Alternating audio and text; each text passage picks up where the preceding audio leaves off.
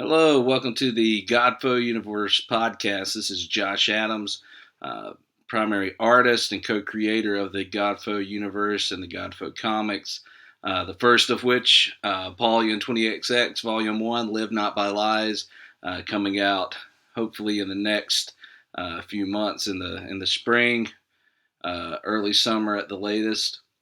We got a lot of cool stuff coming out, but I wanted to take a little bit of time today and explain and just share a little bit of the artists who have influenced me. And as by no means is this an exhaustive list, and I'm not saying that these are the best artists that ever existed. That there aren't other artists that are great. Definitely not saying that these are the only people that deserve to be on this list, or that these are the only ones who have influenced me. But these are some artists that have had a large impact. So I want to show you some of their work. I want to spend a little bit of time just looking at their work and explaining why do these artists, why does this particular artist have an effect on me, and kind of just we'll go from there.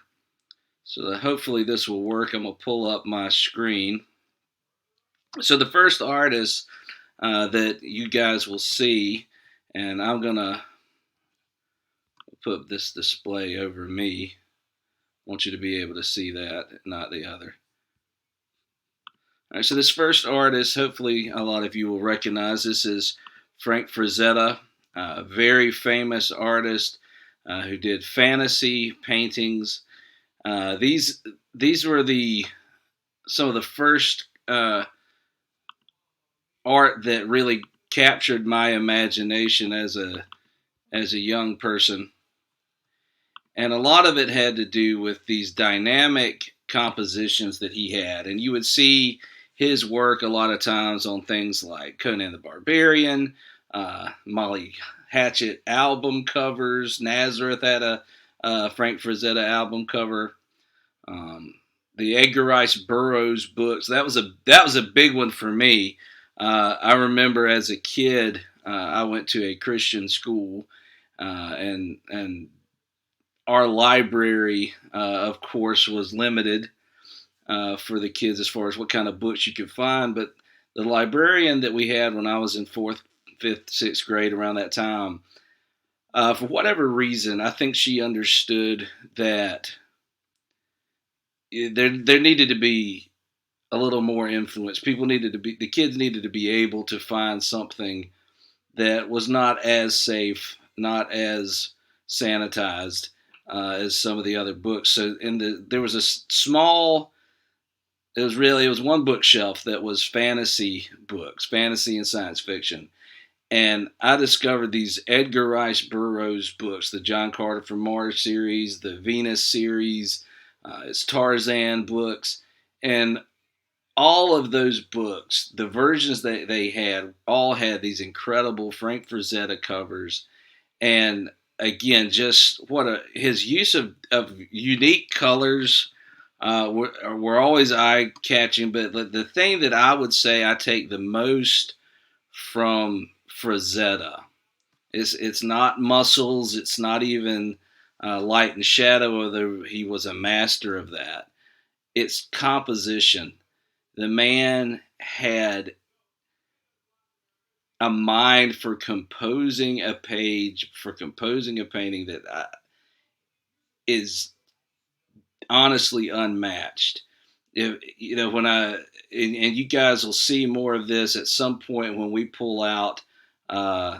We have a book that's on the Godfo Universe timeline, and it will probably either be a graphic novel or a series of oversized individual volumes, individual books, maybe like 64-page issues. But it's called The Time of the Great Kings, and I've got a few pieces of art that that I've shared on some of our socials that are connected to that storyline. But that's very much our fantasy, like that's our Conan the Barbarian era type of story, and the influence of Frank Frazetta on that series is going to be just on the nose. I'll tell you right now, I'm going to be striving not to copy what he's doing or what he had done, but I want to take as much of the inspiration for how to compose these epic, like genuinely epic shots as I can.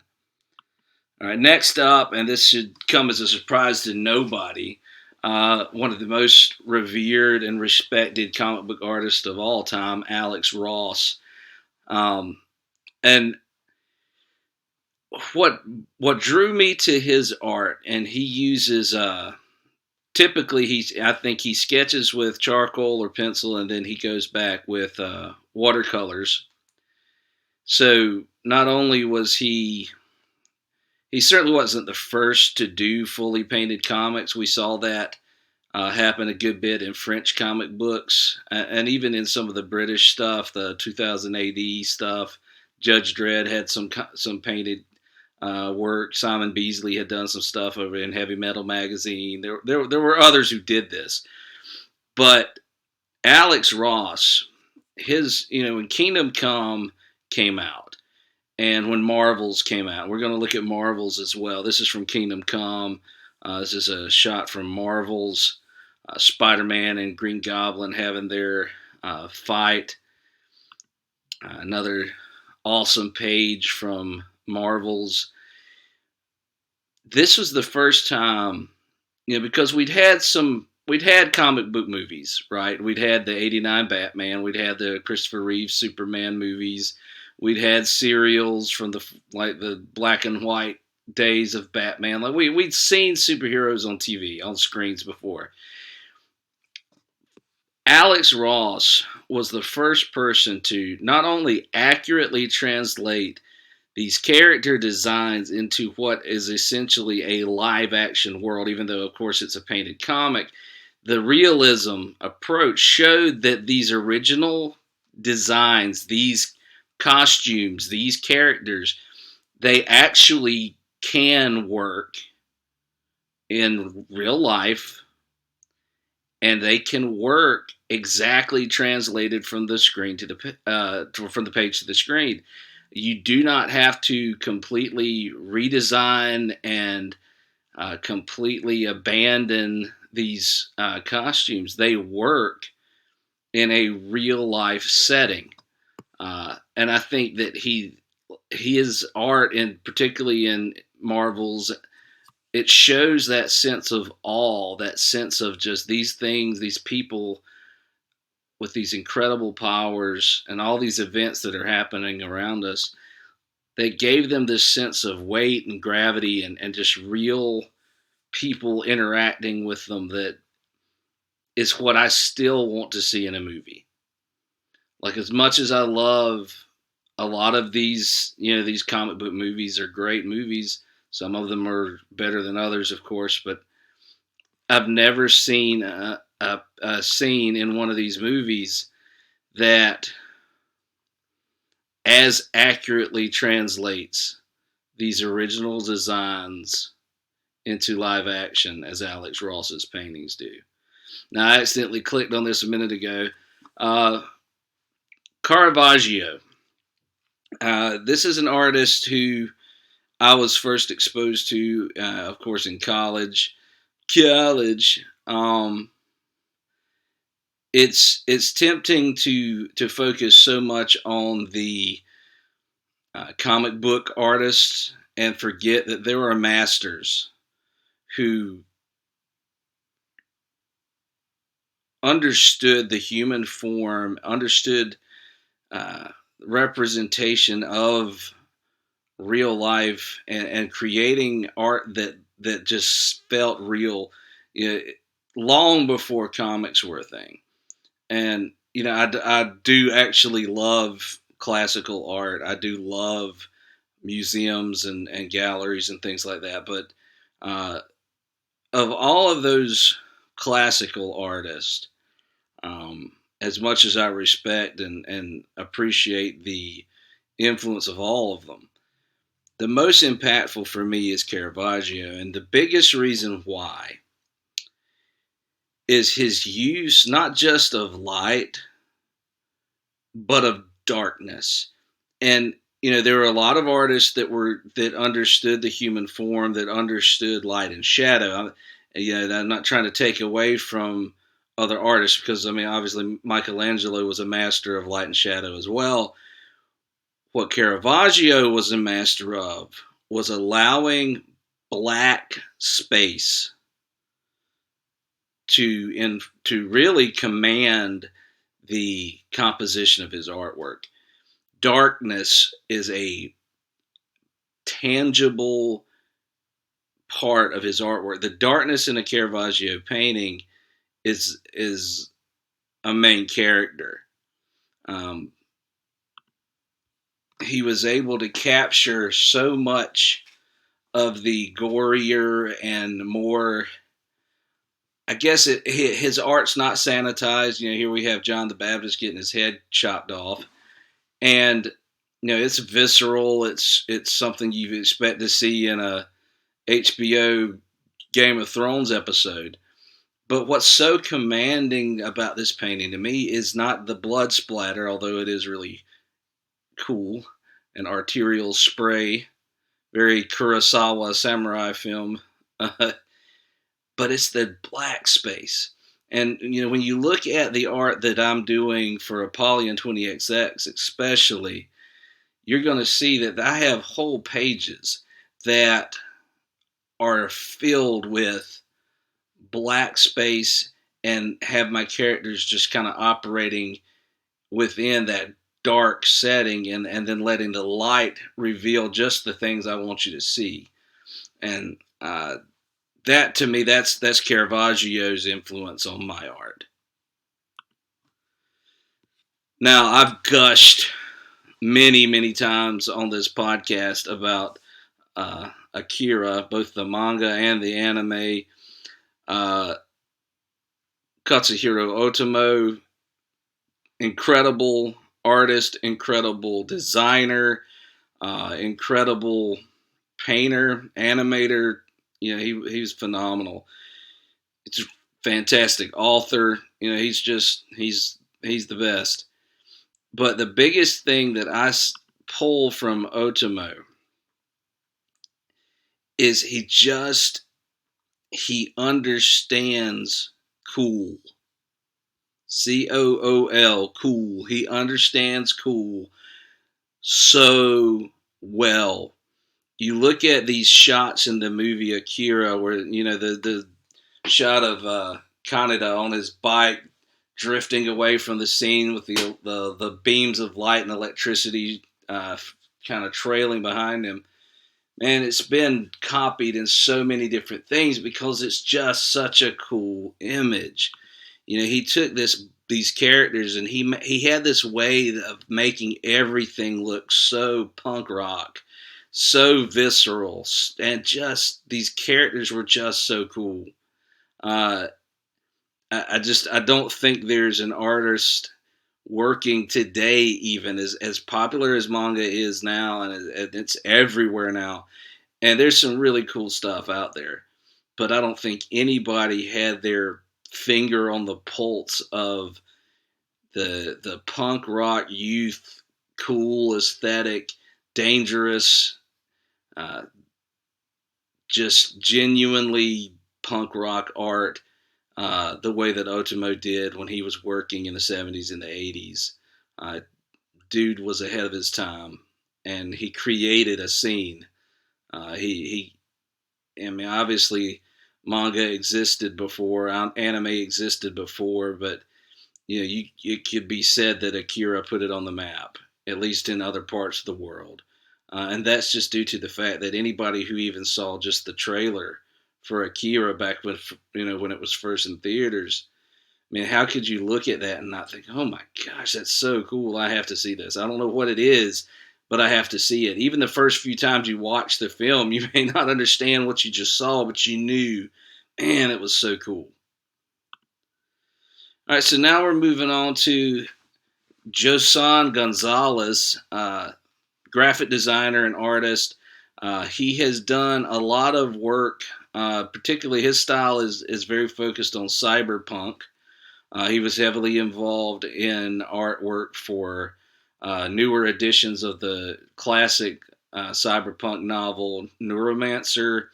He has been tied to, he did some art for Cyberpunk 2077, some other video game projects and things like that.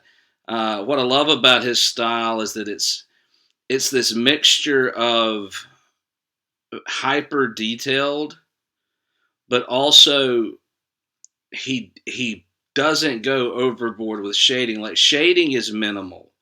A lot of his colors are just like a solid color, or like maybe one shade, one tint uh, applied to it. But he's got a lot of just solid colors, and he allows all this incredible line work that he does, and he does incredibly detailed, like this awesome bomb keyboard. He fills the page up with so much detail, and allows that line work to just show by not burying it under heavy shading and heavy colors. And I think the biggest thing that I want to pull from him, and his influence is going to be enormous. You'll see it so clearly when you read Biophile Kolga. Is, but more than hardly any artist that's working today, Josan Gonzalez, or Yosan, I'm not sure exactly how you pronounce his name. I'm sorry if I got it wrong. But his style, he has an incredible grasp of color palettes that, very few people genuinely know how to step outside of the norm with color, and take these oversaturated neon colors and use complementary palettes that just pop off the page and allow that line work to be the star. And hopefully I'll be able to approach some of the coloring and the color palette that you see in Biophile Kolga with a lot of this same approach that Gonzalez does. Moving on to my current man crush in the world of comic books, and I gush about this dude like all the time, Sean Gordon Murphy. He's currently been working. He's done a lot of stuff. He's worked with DC lately on these Batman Beyond the White Knight. We have Beyond the White Knight, Curse of the White Knight, which was incredible. Just finished up Beyond the White Knight, which is his take on Batman Beyond. And a master designer, a master of costume design, and being able to marry the cool aesthetic that we talked about so much with Otomo. He mixes that with the practical in such a effortless way that, man, his worlds and they just seem so both real and somehow beyond the scope of what's real. My favorite work by him, and it's probably my favorite work of comic book art of all time, is Tokyo Ghost. It is a absolutely transcendent cyberpunk samurai epic story. Nothing else even remotely compares, in my opinion. I am obsessed with Tokyo Ghost. And again, that idea of understanding cool and understanding the aesthetic that comes with just an awesome image, a great composition. And you look at something like this, and you go back to these old Frank Frazetta compositions, and you think, man, this dude is just so, like, there's all these arrows and swords sticking out of him. We got the front wheel of the bike just right in our face.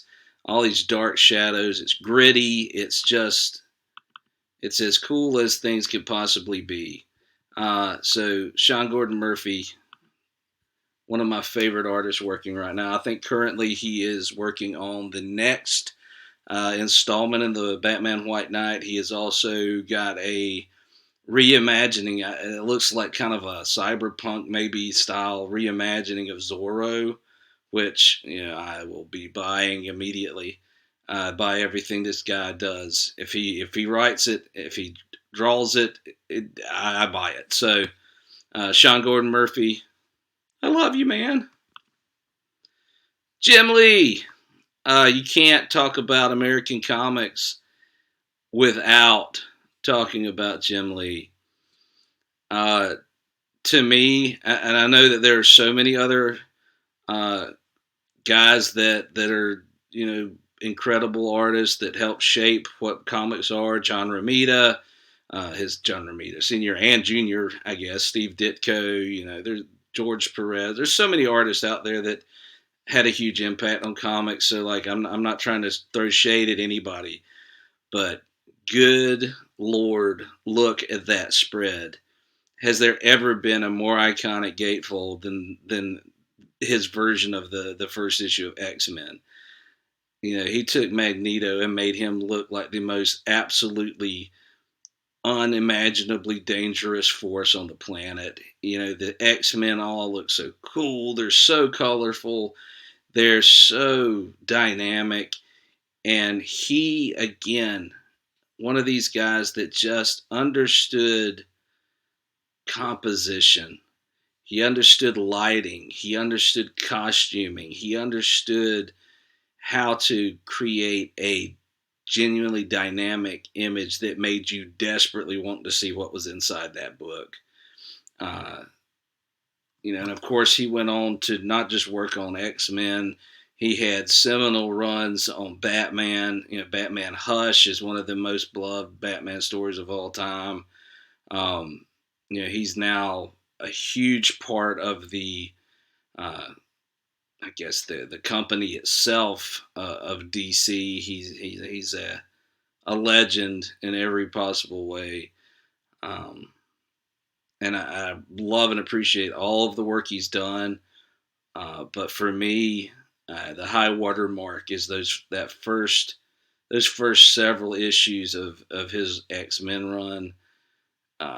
Nothing before, nothing since. And I know what I'm saying because I know I know I'm fully aware that the Dark Phoenix saga and some of these other things happen. Yeah, those are great stories. Nothing on an art level, nothing touches what Jim Lee did with this era of X-Men. And maybe it's just because it was what I grew up with, and maybe it was because I grew up with the cartoon and this is the books that were out kind of at that same time. But man, when I think about which artist made me as a kid, like I can't tell you how many times I sat down with a Jim Lee comic book and my sketch pad from Dollar General or Walmart and just practiced and practiced and practiced trying to draw these covers and these characters and these costumes, and looking at all the places where he used hatching and cross hatching, and the guy was a master class for any kid that was wanting to draw comics. So Jim Lee, you're the man. All right, maybe a lesser known artist for some of you guys, the Goon, Eric Powell. He has an interesting style. Not only is his stuff very cartoon inspired, it's very funny and cartoonish, but at the same time has a lot of horror. He's a brilliant painter, just a brilliant artist, but he's able to take the H.P. Lovecraft style of horror and these old 50s B-movie type vibes and marry them with this realistic, almost like a Pixar CGI kind of reality. I don't know. It's hard to describe his art to people other than to say it's both gorgeous and hideous, both hilarious and comic, but also realistic. I've loved the Goon since the first book ever came out. I love drawing realistic art, but I also always have enjoyed drawing a good, funny cartoon, a good caricature. So, like, I appreciate how he's able to somehow take what could be a very cartoony approach and then infuse it with incredible shading, incredible use of color, incredible painting skills, and make a work of art out of it. So Eric Powell, he's done some incredible stuff. The Goon is his main thing, but he's done a lot of other good books too. If you're not familiar with his work, check him out. Most of it's through Dark Horse Comics. At one point they were trying several years back. They were trying to get a movie adaptation of the Goon, a CGI film adaptation off the ground. As far as I know, it's kind of stuck in development hell right now. So hopefully, maybe one day that'll happen. Maybe one day that'll end up, even if it's on Netflix or one of these streaming giants. If you're listening, which I know Netflix is not, but if anybody out there is listening, hey, do the Goon. I want it. I must needs have it. All right, let's talk about Mike Mignola. Very iconic artist. I chose this particular cover, because it's my favorite piece of artwork that he ever did.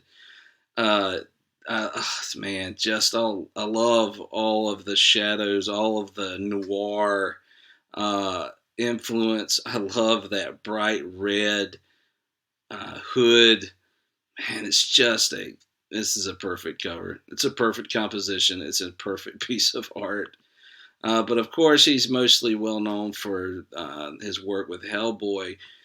And the thing that I love about Mike is that his artwork it's very striking. It's very exciting. It's got great solid colors. You don't see shading. You don't see blending. It's all solid block color, and it's minimalist. He never draws a single line that he doesn't need, and somehow he completely sells everything. It's this less is more approach to art, where with so many of these artists, their work is incredibly intricate and detailed. Sometimes the simpler, more graphic uh, design approach, these just solid colors, solid black shadows, and just an economical approach to art. Mike Mignola is an absolute titan in the industry, a giant in the industry. Of course, he started off with Marvel and DC. He did some Batman stuff. I know a lot of classic Marvel covers in the '90s that were done by Mike Mignola. One of my favorite Wolverine stories, the Wolverine Jungle Adventure. It was a one shot that Mike did, and he really allowed. In that one, he did a little bit of watercolor as well, and he does sometimes with Hellboy. He'll do some watercolor color with his approach, and sometimes he kind of channels that Frank Frazetta aesthetic. But man, Hellboy was cool enough that he's had two two movie incarnations, and now a third one on the way. He's had comics, he's had video games, he's had cartoons. He's just a great character. He's funny. He's Indiana Jones, but by way of Lovecraft. And Mike Mignola, man, incredible artist, does more with less than any artist working today. And uh, as far as his influence on my art, I think that you're not going to see a lot of my stuff that's going to directly look like Mike's stuff. I don't think you can do that without without just being obvious. He's so unique that anybody who tries to do his style immediately just looks like a poser. Um, but I hope that I'll learn from him these ideas of less is more. It doesn't always have to be um, insanely hyper detailed. Sometimes the most striking images are the most simple ones. And that takes us to another incredible artist. And regardless of how you feel about him as a person or his politics, laying all of that aside, Frank Miller gave us Sin City. And for that reason alone, he is one of the greatest artists who ever lived. Um, I'm a huge fan. Those of you who know me, I'm a big movie buff.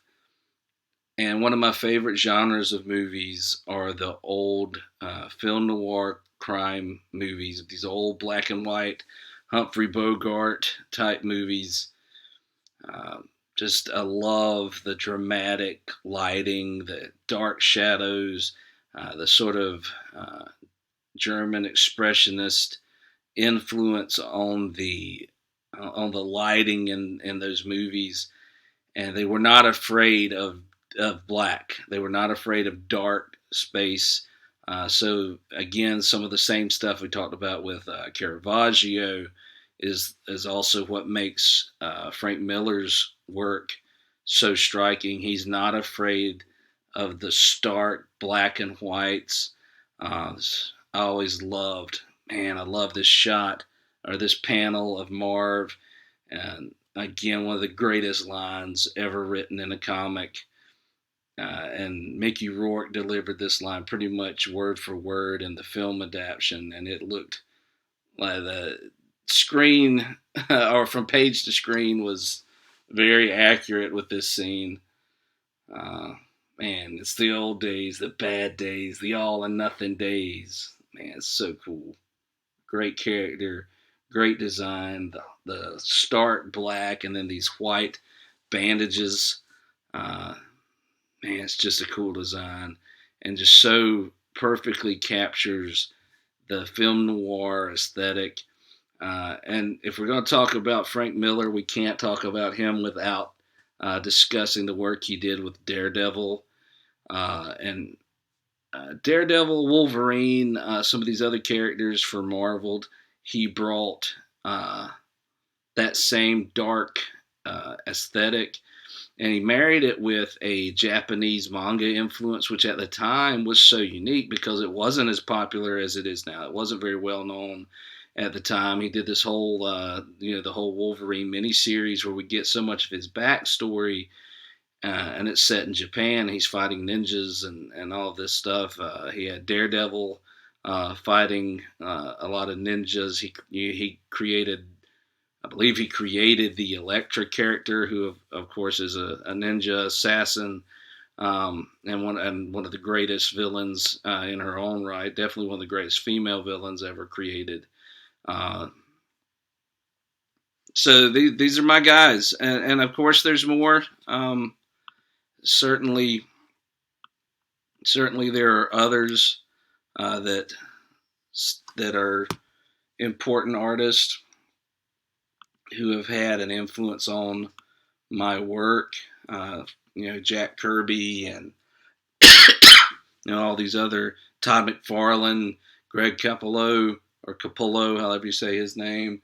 There's a lot of great artists out there, but these are some of the ones that have had the huge impact on the art that I create and what I strive for. This is the watermark that I strive for when I create my artwork.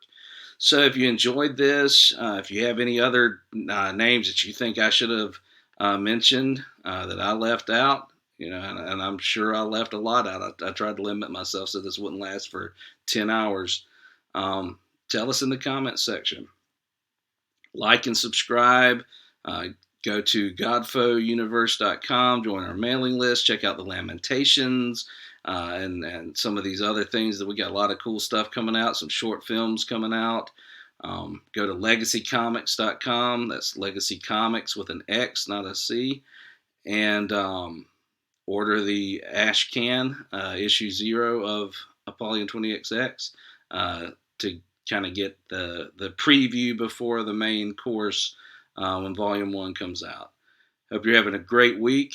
Thanks for sitting and thanks for listening. And we will see you guys